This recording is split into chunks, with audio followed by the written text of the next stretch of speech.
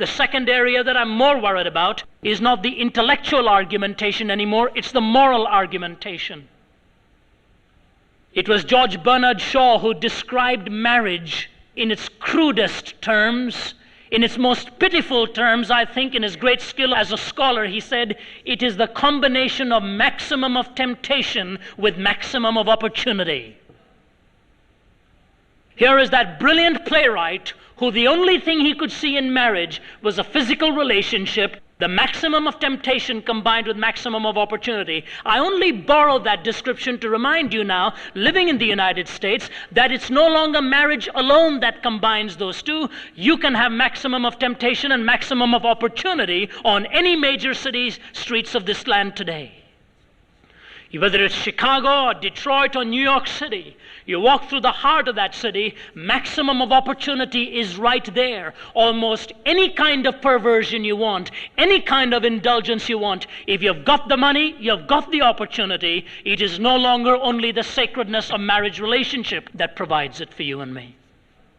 And there the moral influence weighs heavily on your mind and mine. If you turn to the average television program today, all it basically does is stimulate your baser instincts and mine. And while you and I struggle towards a purity of mind, struggle towards a point of keeping this mind clean so we can hunger and thirst after righteousness, all around is the bombardment of evil that is trying to tell you and me that our ethic is Victorian, that we ought to submit and give in.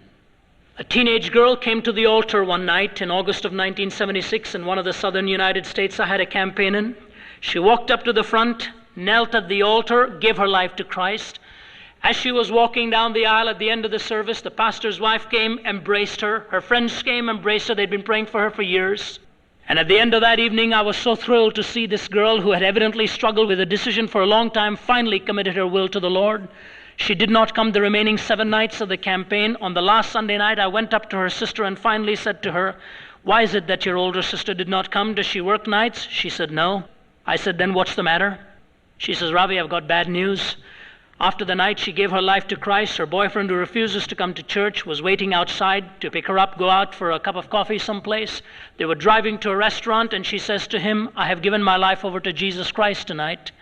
He pulls up on the side of the road, absolutely shocked that she'd made this turn, and finally, to make a long story short, put before her the alternative of either God or himself.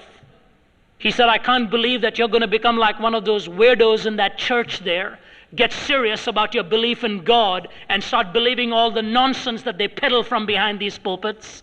Are you really going to believe all that arrogant stuff that egotistical preachers are giving to you?" And on and on and on under a welter of words, gave her that horrible choice and took upon himself the awesome responsibility of placing himself as an alternative to God.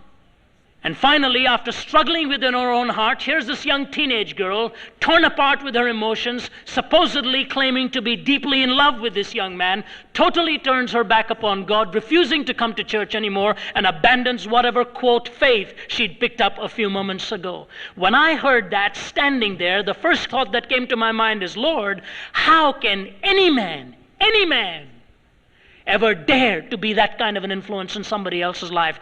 As a young father, it bothers me sometimes when my older girl particularly comes to me and asks me a question on an issue that I know I must handle properly and safely and in a sense in a lasting way. Not just for the now, but in a lasting way. Recently she was asking us why we do not do certain things on a Sunday.